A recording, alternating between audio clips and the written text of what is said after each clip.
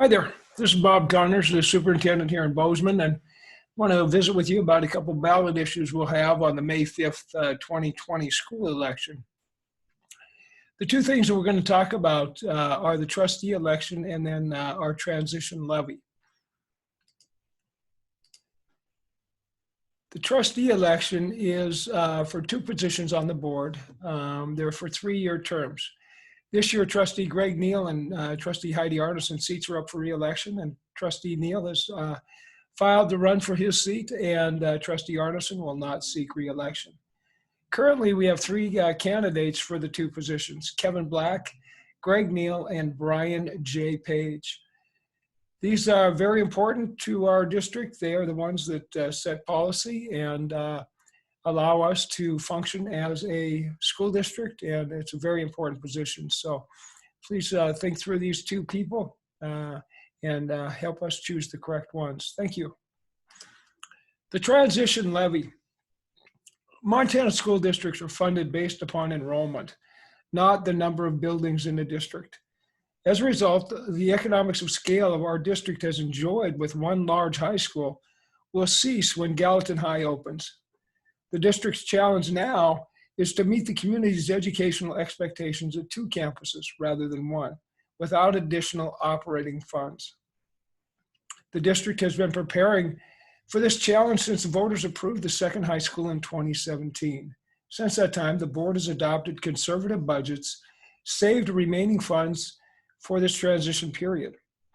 The transition levy would support our savings and provide for a higher operational cost while the district grows into its new facility. As the enrollment for each high school grows, the efficiencies of larger schools will improve. For example, Bozeman High currently has a 15.05 to 1 student-teacher ratio. We'll anticipate that ratio dropping to 14.53 to 1 next year. That means more teachers per student, which is good from an educational standpoint, but it increases our costs beyond what available resources. Over the next 5 years, as enrollment increases, we anticipate getting back to the current ratio. The operation shortfall in the fall of 2020 is estimated at $2.6 million per year. To address that, the board intends to use a combination of existing funds, about $1.6 million per year, and a transition levy of $1 million per year. The transition levy request is $1 million per year for 6 years for a $6 million total. If the levy does not pass, the existing funds will run out in about 2 years. If that happens, we will need to take steps to ensure our services fit within the reduced budget. Although no decisions have been made, changes to accomplish this reduction would need to be made immediately. The transition levy is tax neutral. It effectively allows the school to repurpose money voters have already approved. With passage, we will be able to move the building reserve transition funds into the debt service. We often hear the district should live within its means. Montana school districts are required to have a balanced budget. In other words, the money we collect along with the money we have on hand has to cover the expenses we incur. We cannot operate in a deficit. Our community has high expectations for quality instruction, and the school board constantly works on meeting those demands with available resources.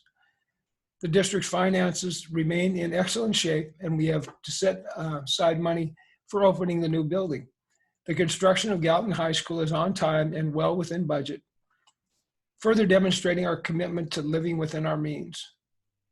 In late February, before the COVID-19 outbreak and resulting economic downturn, the board called for an annual operating levy, as it customarily does. On March 27th, the board took action to cancel the general fund ballot request in light of the economic impacts of COVID-19.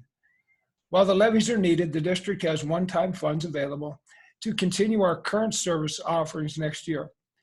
This one-time source are both limited and necessary to maintain our best in the state bond rating, which keeps interest costs to a minimum.